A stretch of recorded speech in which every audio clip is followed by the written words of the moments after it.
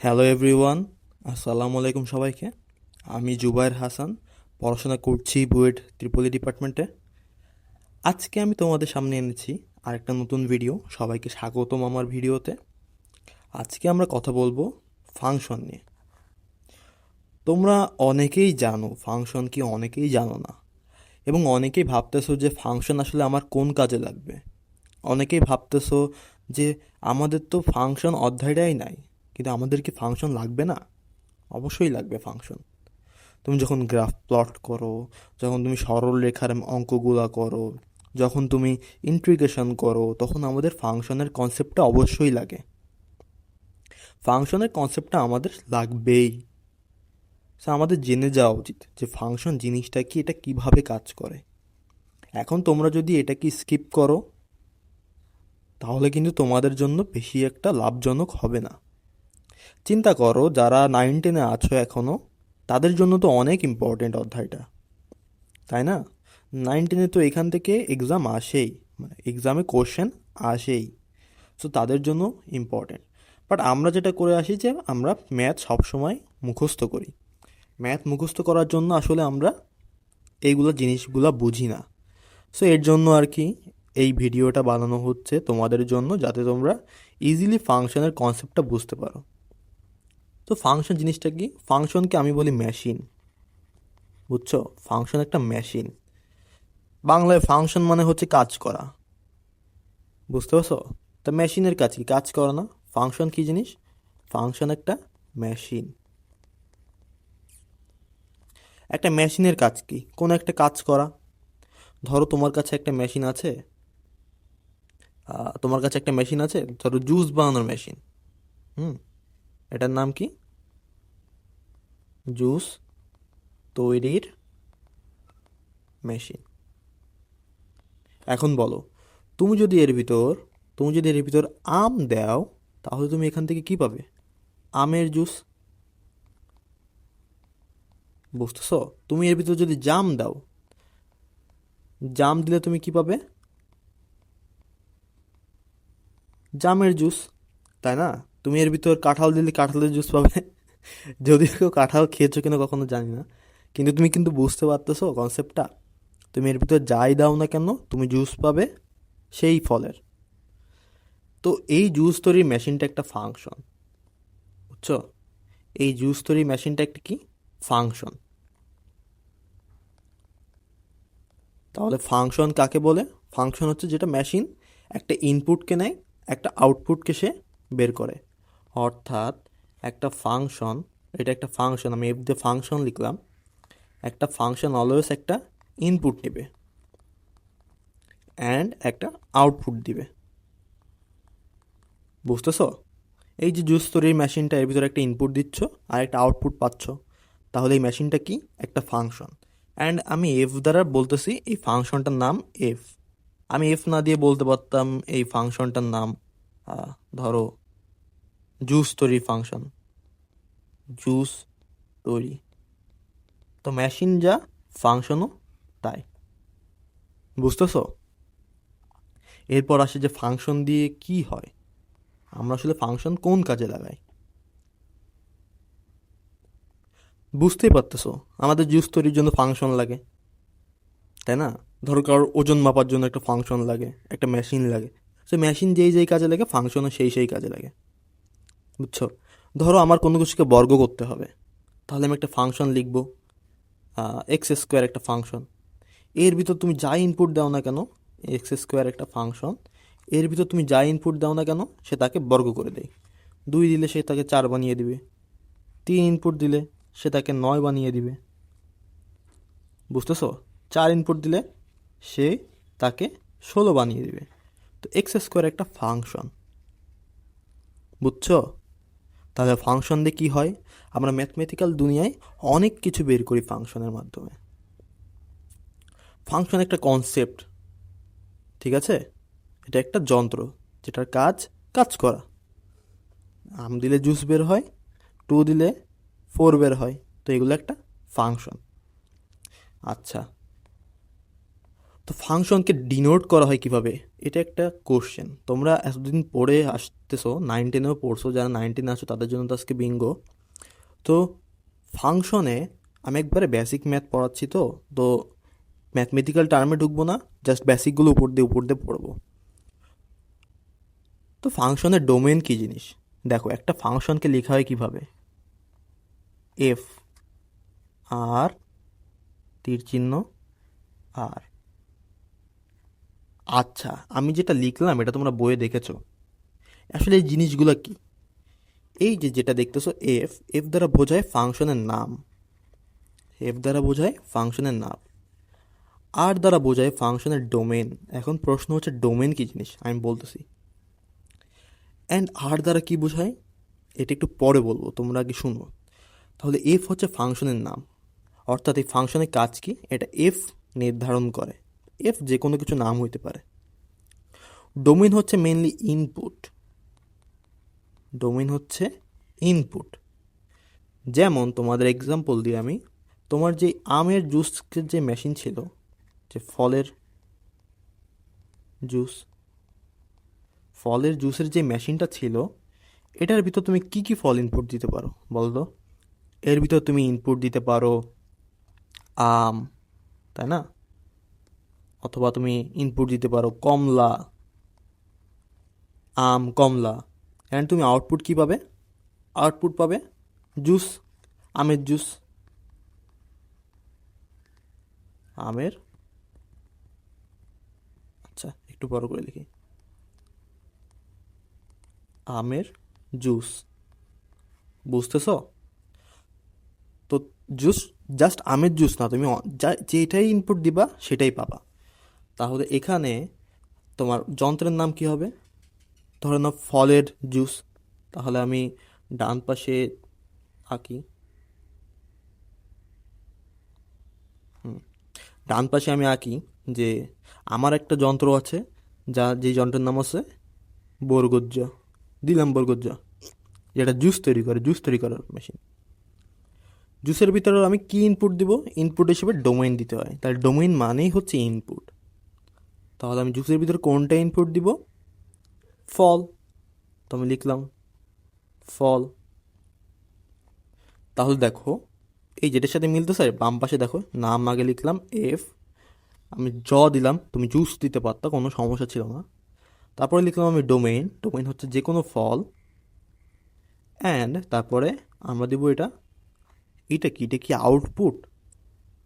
না, দেখো, কিছু জিনিস তোমাকে এখন বুঝতে হবে। এই যে তুমি এখানে জুস যে দিচ্ছ, এখানে তুমি যদি এর ভিতর পাথর দাও, তাহলে তুমি কী পাবে বলো? এর কাজ তো জুস তৈরি করা, এই মেশিন কি কাজ করবে? কাজ করবে না, ইনভ্যালিড, তাই না? কারণ এর ভিতর তুমি একমাত্র ফল ইনপুট দিতে পারবে, তাই না? এর ভিতর তুমি একমাত্র কি ইনপুট দিতে পারবে? ফল। এটা একটু ইম্পর্টেন্ট, যে ফল ইনপুট দ্বারা বলতে আমি কি বোঝাচ্ছি। দেখো, এইখানে যদি আমি এই ফাংশনটাকে, যে বাম পাশে এই ফাংশনটাকে, অর্থাৎ জুস তৈরির মেশিনটাকে আমি যদি ডিফাইন করে দিই এইভাবে, যে বাংলাদেশের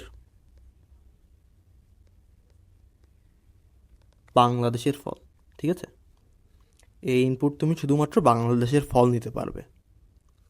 তাহলে তুমি যদি এর ভিতর ধরো আমেরিকান কোনো একটা ফল, ধরো স্ট্রবেরি, এখন স্ট্রবেরি বাংলাদেশে হয়, তবু আমি বললাম ধরো স্ট্রবেরি, স্ট্রবেরি বানান ভুল হইতে পারে, হয়তো রস্বীকার হবে। তো স্ট্রবেরি তুমি যদি দাও, তুমি এখান থেকে কী পাবে? স্ট্রবেরির জুস, তাই না? স্ট্রবেরির জুস, বুঝতেছো? কিন্তু আমি তো এর ভিতর দেওয়ার কথা ছিল শুধুমাত্র ফলের জুস, আমার তো স্ট্রবেরি ফলের জুস দেওয়ার কথা ছিল না, স্ট্রবেরি দেওয়ার কথা ছিল না। আমার শুধুমাত্র দেওয়ার কথা ছিল কি? বাংলাদেশি ফলের জুস, তাই না? আমার শুধুমাত্র দেওয়ার কথা ছিল বাংলাদেশি ফলের জুস, সরি, বাংলাদেশি ফল দেওয়া ছিল। সো বাংলাদেশি ফল দিলে সে বাংলাদেশি জুস দিচ্ছিল, আমের জুস, জামের জুস, কাঁঠালের জুস। বাট তুমি যে স্ট্রবেরিটা দিলা, এটা তো বিদেশি ফল, বাট এর কাজ তো জুস তৈরি করা, সে তো জুস তৈরি করে দিবে, তাই না? তো এখানে একটা কনসেপ্টের ব্যাপার আছে, যে এখানে যে আউটপুটটা হবে এখানে আউটপুটে লিখব, বাট কোন আউটপুটটা লিখব? এখানে লিখব হচ্ছে কোডোমেইন। বুঝছো, এটাকে বলে কি? কোডোমেইন। আচ্ছা, কোডোমেইন বলতে কি বোঝাচ্ছি? কোডোমেইন বলতে বোঝাচ্ছি এই যে তুমি স্ট্রবেরি জুস পাচ্ছ, এটা কি একটা আউটপুট নয়? তুমি যে স্ট্রবেরি ইনপুট দিলে তুমি যে স্ট্রবেরি আউটপুট পাচ্ছ, এটা কি আউটপুট নয়? তুমি এতক্ষণ বাংলাদেশের ফল দিচ্ছিলে, বাংলাদেশি জুস পাচ্ছ। এখন তুমি যে স্ট্রবেরি ইনপুট দিলা, তুমি এখন পাচ্ছ স্ট্রবেরি জুস। বাট আমার কথা কি ছিল? আমার কথা ছিল জুস, বাংলাদেশি জুস তৈরি করতে হবে। আচ্ছা, তার মানে হচ্ছে এখানে তুমি যেই ফল দাও না কেন, তোমার এখানে জুস বের হবে। বুঝতে পারছো? যেই ফলই দাও না কেন, তোমার এখানে জুস বের হবে। তো এই জুসটাকে বলে কোডোমেইন। কোডোমেইন, বুঝতেছো? এই ফলটা কি? ফলটা হচ্ছে ডোমেইন। আর বর্গজোড়াটা কি? না। তাহলে তুমি যেই ফলই দাও না কেন, সেই ফলই তুমি আউটপুট হিসেবে পেলে, ওটাকে বলে কোডোমেইন। আর যদি ইনভ্যালিড হয়, সেটা কোডোমেইনের অংশ নয়। যেমন পাথর ইনপুট দিলে তুমি এখানে পাথর দিচ্ছিলে ইনপুট, এই যে এখানে পাথর ইনপুট দিলে তুমি ইনভ্যালিড পাচ্ছিলে, তার মানে এটা কোডোমেইন নয়। বুঝছো? আচ্ছা, তাহলে ব্যাপারটা হচ্ছে রেঞ্জ কি? এতক্ষণ যে আমি এতগুলো কথা বললাম, এইগুলো কথার জন্যই বলতেছি। দেখো, এখন আমি একটা ফাংশন নিব, যেটা হচ্ছে বাংলাদেশের ফল জুস। এখন আমি সেমটা নিলাম, বুঝতেছো? এখন আমি সেম যন্ত্রটা নিলাম, এর ভিতরে আমি যেই ফলে দিই না কেন, সেই ফলেরই জুস বের হয়। এখান থেকে জুস বের হয়। তুমি যেই ফল দাও না কেন, সেই ফলেরই জুস বের হবে। তাহলে এখানে ক্যাচটা কি?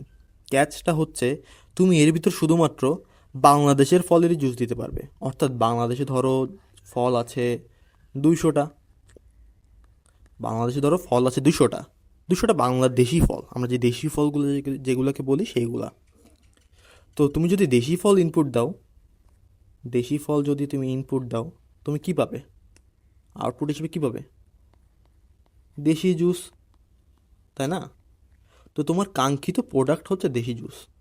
তুমি বিদেশি জুস তোমার স্টলে তুমি ধরো সেল করতে চাও না, তোমার একটা দোকান আছে, সেখানে তুমি বিদেশি জুস সেল করতে চাও না। বুঝতেছো? তাহলে তুমি সবসময় দেশি ফলই তো তুমি ইনপুট দিবে। বাট তুমি যদি কখনো স্ট্রবেরি অর্থাৎ বিদেশি ফল যদি তুমি কখনো ইনপুট দাও, তাহলে কিন্তু তুমি কি পাবে? বিদেশি জুস পাবে। বাট তোমার কাঙ্ক্ষিত প্রোডাক্টটা কি? কাঙ্ক্ষিত প্রোডাক্ট হচ্ছে দেশি ফলের জুস পাওয়া। বুঝতেছো? তাহলে তুমি এই যে এখানে, এখানে তোমার যে কোনো জুস, যে কোনো জুসটা হবে হচ্ছে কোডোমেন। কোডোমেন, বুঝছো? এবং দেশি ফলের জুস কি হবে? দেশি ফলের জুস হবে হচ্ছে রেঞ্জ। অর্থাৎ তোমার কাঙ্ক্ষিত আউটপুট। আউটপুট তো তোমার যে কোনো কিছু হইতে পারে, তাই না? তুমি যে কোনো ফল দিলে সেটার একটা আউটপুট আসবে। বাট আমার কাছে রেঞ্জ কোনটা? রেঞ্জ হচ্ছে সেটা যেটা আমরা চাই। তো তোমার দেশি ফল তোমার যদি ইনপুট হয়, তুমি দেশি ফলের জুস পাবে। তুমি যদি বিদেশি ফল দাও, তারও জুস পাবে। কিন্তু আমার কাঙ্ক্ষিত আউটপুট কোনটা চাই? আমার আমার চাই দেশি প্রোডাক্টটা। তাহলে দেশি প্রোডাক্টটা কি হবে? রেঞ্জ। এবং যে কোনো ফলের জুস কি হবে? কোডোমেইন। তার মানে হচ্ছে আমার যে দেশি ফল যেটা আছে সেটা কোডোমেইনের একটা অংশ। আচ্ছা, আমি সামনে আরও ভালো করে একটা এক্সাম্পল দিয়ে বোঝাচ্ছি। তো ডোমেইন এবং কোডোমেইনের ভিতর পার্থক্য, সরি, কোডোমেইন এবং রেঞ্জের ভিতর পার্থক্যটা কি আসলে? আচ্ছা, আরেকটা এক্সাম্পল দিই, নাকি ওটার ভিতরে শেষ করবো? না না, আরেকটা এক্সাম্পল দিই। না, ওটার ভিতরে শেষ করি, ঠিক আছে? আরেকটা এক্সাম্পল অন্যভাবে দিই, আগে ওটার ভিতর দিয়ে তোমাদেরকে শেষ করি, তাহলে বুঝতে তোমাদের সুবিধা হবে। তো ভাইয়া, আমি যে দেশি ফল পাইলাম, আমি যে দেশি ফল পাইলাম, এটা একটা রেঞ্জ। এটা একটা রেঞ্জ, বুঝতেছ? আর যে কোনো ফলের জুস এবং যে কোনো জুস যে কোনো জুস হবে কোডোমেন। যে কোনো জুস হবে কি কোডোমেন। তাহলে এই রেঞ্জটা কিন্তু কোডোমেনেরই অংশ, কারণ দেশি ফলের জুস তো সকল ফলের জুসের ভিতরে পড়তেছে, তাই না? তাহলে জুস কি হবে? রেঞ্জ। এই রেঞ্জে যে কয়টা জুস আছে সেগুলো সব পৃথিবীর প্রত্যেকটা জুসই তো কোডোমিনের ভিতর পড়বে, কারণ প্রত্যেকটা ফলের জুসই তো তোমার কোডোমিনের অংশ নয়। তাহলে রেঞ্জ কি? কোডোমেনের কোডোমেনের একটি অংশ। বুঝতে পারছো? তার মানে হচ্ছে রেঞ্জ একটা উপসেট। রেঞ্জ একটি কোডোমেনের উপসেট। বুঝতে পারছো?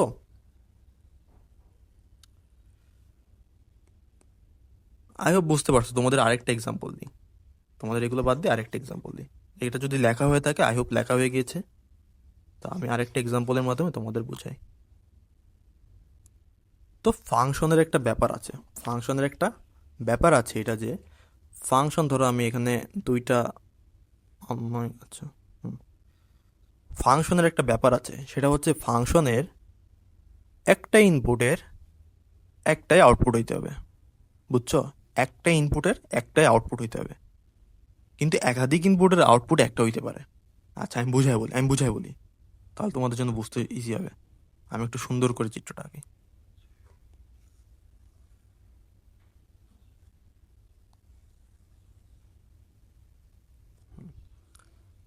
তো ধরো আমার এখানে ছেলের একটা ফাংশন আছে, ছেলে, হারিয়ে যাওয়া ছেলে, হ্যাঁ, হারিয়ে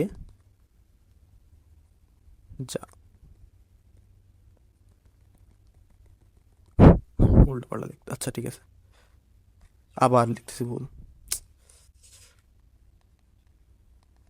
হারিয়ে যাওয়া, হারিয়ে যাওয়া ছেলে, আর এখানে ধরলাম মা। তাহলে এখানে আমাদের দুইটা সেট আছে। সেট বলতে বোঝায় হচ্ছে নাম, মানে অনেকগুলা একই প্রকার জিনিস যদি আমরা এক জায়গায় সাজিয়ে রাখি ওটাকে একটা সেট বলে। তো আমরা হারিয়ে যাওয়া ছেলেকে পেয়েছি, এখন পুলিশ স্টেশনে নিয়ে গিয়েছি সবাইকে, এবং সকল যারা যার যার সন্তান হারিয়ে গিয়েছে তাদেরকে ডেকেছি। তো এখানে মায়ের সেট আছে, এখানে হারিয়ে যাওয়ার সেট আছে।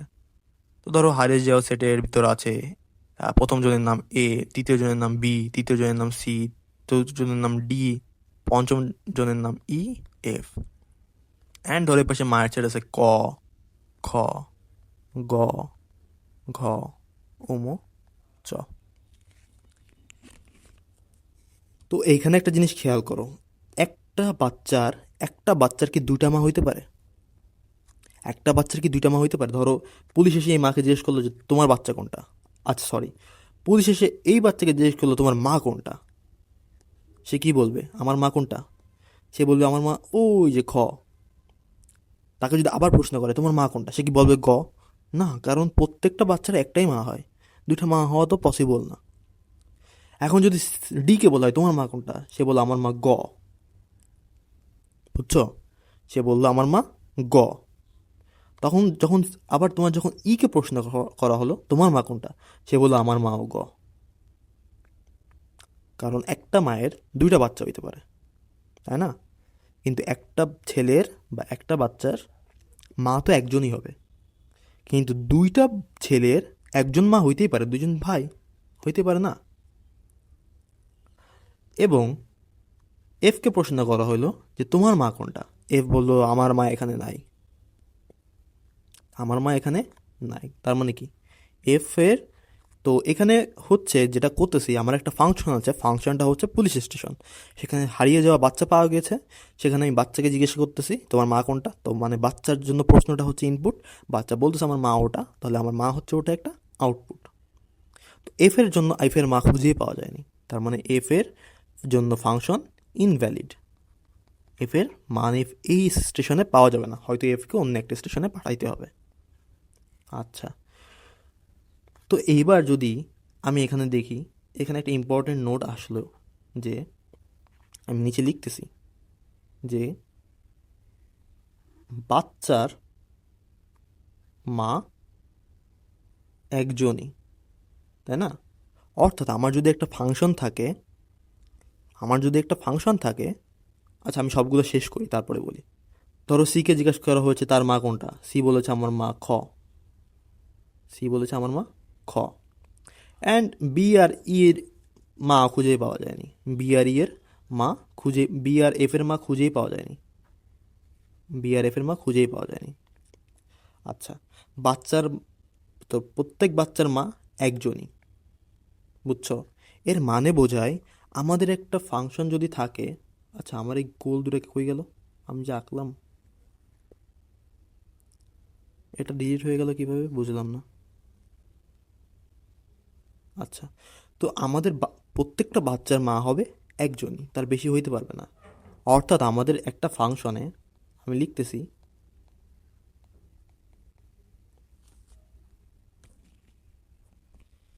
একটা ইনপুট,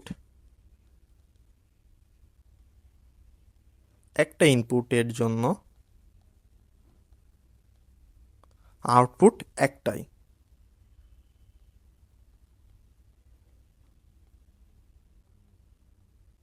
বুঝছো? আমাদের একটা ইনপুট দিলে ওটার আউটপুট একটাই আসবে। অর্থাৎ আমার একটা বাচ্চা যদি ইনপুট হয় যার আউটপুট একজন মা, তখন ওই বাচ্চার আউটপুট হবে একজনই, অর্থাৎ মা হবে একজনই। তো এটা একটা ফাংশনের একটা খুবই ইম্পর্ট্যান্ট একটা বৈশিষ্ট্য।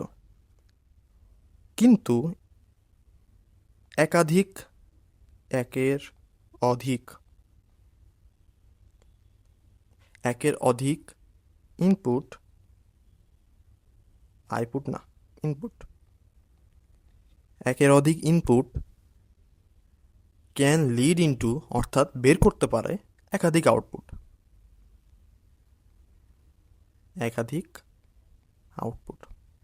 অর্থাৎ এই যে এক্সাম্পল এই যে দেওয়া আছে, একে প্রশ্ন করা হয়েছে তোমার মা কোনটা, সে বারবার বলে আমার মা খ, বুঝছো? সে বারবার বলতেছে আমার মা খ, তার মানে এই ইনপুটের জন্য আমার আউটপুট খ। কিন্তু যে সিটা আছে, সিতে আমি যে ইনপুট দিই, সির ইনপুটের জন্য অ্যান্সার খ, অর্থাৎ আউটপুটটা খ। এর মানে হচ্ছে যে আমার একাধিক ইনপুটের আউটপুট একটা, মানে একাধিক ইনপুটের জন্য আউটপুট একটা হইতেই পারে। একাধিক ইনপুট, একাধিক আউটপুট কেমন লিখেছি আমি, আজকে এত ভুল করতেছি। একটি আউটপুট, বুঝছো? কিন্তু এখানে একটা জিনিস খেয়াল করো তোমরা, আমার ক এর জন্য যে ক মাটা আছে সে তার বাচ্চাকে খুঁজে পায়নি, ঘও তার বাচ্চাকে খুঁজে পায়নি, উও তার বাচ্চাকে খুঁজে পায়নি, চও তার বাচ্চাকে খুঁজে পায়নি। তাহলে এখানে ডোমেইন কারা বলো তো? এখানে আমি এই পাশে এখন খুবই ছোট্ট করে আমি একটা বক্স আঁকতেছি, ডোমেইন কারা, কোডোমেইন কারা। এই বক্সের মাধ্যমে তুমি সকল কনসেপ্ট তোমার এখন ক্লিয়ার হয়ে যাবে। আচ্ছা, তো এখানে ডোমেইন ডোমেইন হচ্ছে বাচ্চারা, বুঝছো? ABCDEF, এরা হচ্ছে ডোমেইন। তাহলে কোডোমেইন, রেঞ্জ কারা? রেঞ্জ হচ্ছে যেগুলো মা তার বাচ্চাকে খুঁজে পেয়েছে। অর্থাৎ তোমার ইনপুটের জন্য আউটপুট আছে, ইনপুটের জন্য আমাদের কাঙ্ক্ষিত আউটপুট আছে, প্রত্যেকটা বাচ্চারই তো মা আছে, বাট তাকে তো আমরা খুঁজে পাচ্ছি না। বাট কিছু কিছু বাচ্চার জন্য আমরা মাকে খুঁজে পেয়েছি, তাদের কাছে আমরা হস্তান্তর করব। সো রেঞ্জ হচ্ছে আমার খ একটা রেঞ্জ, গ একটা রেঞ্জ, তাই না? কারণ ডি আর ই এর বাচ্চার মা হচ্ছে গ, সো এরা হচ্ছে রেঞ্জ। তাহলে কোডোমেন কারা? কো ডোমেন, কোডোমেন হচ্ছে এই যে ক, খ, গ, ঘ, উম, চ, সবাই কোডোমেইন। কারণ প্রত্যেকটা মা, তার তো একটা বাচ্চা আছেই, কোথাও না কোথাও আছে, বাট আমরা তাই সেই ইনপুটটা, অর্থাৎ সেই বাচ্চাকে খুঁজে পাইনি, এখন আমাদের খুঁজতে হবে। তাহলে সকল মায়ের সেট হচ্ছে একটা কোডোমেইন, এবং হারিয়ে যাওয়া বাচ্চা যাদের খুঁজে পাওয়া গিয়েছে তাদের মা হচ্ছে আমাদের রেঞ্জ, যাদের কাছে আমাদের বাচ্চা হস্তান্তর করতে হবে। সো বুঝছো কোডোমেইন অ্যান্ড রেঞ্জের ভিতর পার্থক্য? সো রেঞ্জ কিন্তু কোডোমেইনের একটা অংশ। তো মায়ের যে সেটটা আছে, এই যে মায়ের যে সেটটা আছে এই পুরো সেটটাকে একটা কোডোমেইন, অ্যান্ড স্পেসিফিক্যালি খ এবং গ হচ্ছে তাদের রেঞ্জ। বুঝতেছো তোমরা? আমি কি তাহলে নতুন টপিকের দিকে আগাবো?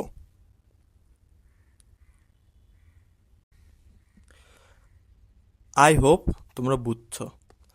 তাহলে আমরা নেক্সট স্লাইডের দিকে আগাই। হুম। তো সার্বিক ফাংশন কী জিনিস? সবাইকে আজীবন মুখস্থ করে এসেছো সার্বিক ফাংশন কী জিনিস? আজকে একটু বোঝার চেষ্টা করো। সার্বিক ফাংশন হচ্ছে যখন রেঞ্জ রেঞ্জের সেট সমান হয়ে যায়, ইজ ইকুয়াল টু মানে সমান হয়ে যায় কোডোমেইনের সেট।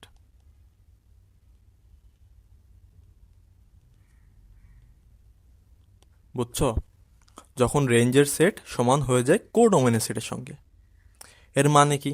এর মানে হচ্ছে এই যে আমরা সকল বাচ্চাকে খুঁজে পেয়েছি। আহ, আচ্ছা আমি সুন্দর করে রাখি।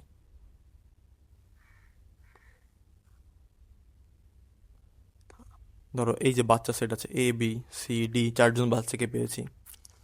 আহ, ক খ গ।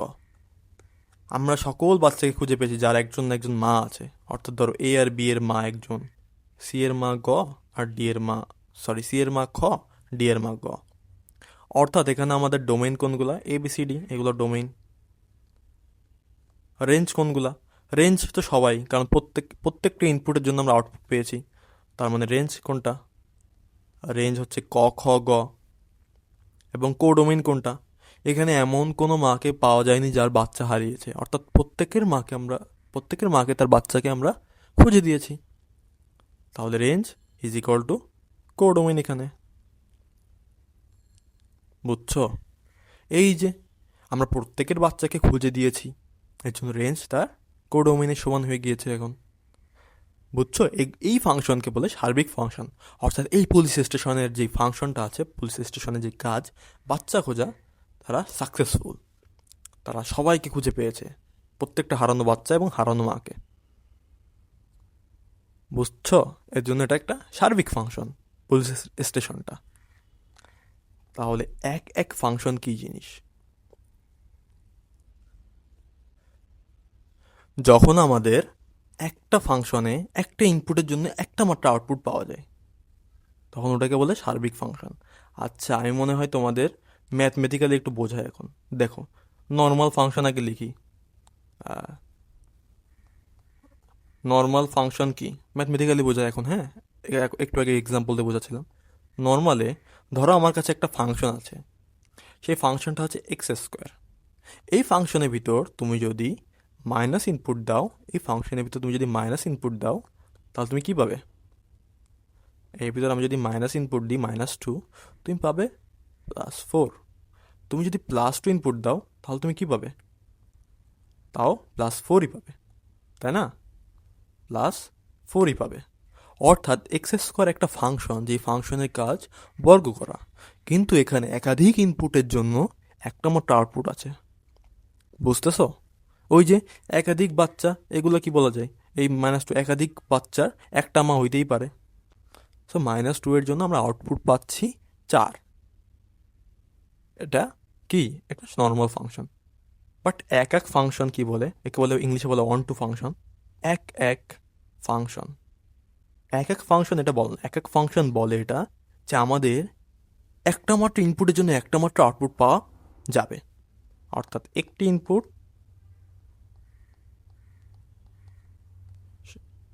একটি আউটপুট। ওই যে সরকারের একটা প্রজেক্ট ছিল না, একটি বাড়ি একটি খামার, ওরকম আর কি। পড়ে যাওয়া সরকার। যাই হোক, তো আমাদের একটা ইনপুটের জন্য একটাই মাত্র আউটপুট পাওয়া যাবে, সেটাকে বলে এক এক ফাংশন। এরকম একটা ফাংশন কি এক্সিস্ট করে? হ্যাঁ, এক্স কিউব। তুমি ধরো এক্স কিউবের ভিতর তুমি যদি উম, আহ, তুমি যদি -2 ইনপুট দাও, তুমি পাবে হচ্ছে -8। কিন্তু তুমি যদি +2 ইনপুট দাও, তখন তুমি পাবে +8। এক্স কিউবের ভিতর তুমি যা ইনপুট দাও একটা ভ্যালুর জন্য তুমি একটা মান পাবে। তাহলে x3টা কি জিনিস? x3 একটি এক এক ফাংশন। এভাবে লেখা যায় না, কিন্তু আমি লিখলাম, মজা করে লিখলাম। ঠিক আছে, আমি কেটে দিই। আচ্ছা, তো এটা কি? এক এক ফাংশন। বুঝতেছো? ফিল আসতেছে না? তো এক এক ফাংশন কারা? সার্বিক ফাংশন কারা? যারা হচ্ছে range and output, range and codomain same হয়ে যায়, তারা সার্বিক ফাংশন। কানে কানে বলো। এবং যারা হচ্ছে একটা ইনপুটের জন্য একটা আউটপুট আছে, তাদেরকে কি বলে? এক এক ফাংশন বলে। বুঝছো? আচ্ছা, তাহলে তোমরা দেখবে 9-10-এর বইয়ে তোমাদের বলা আছে, আমি একটু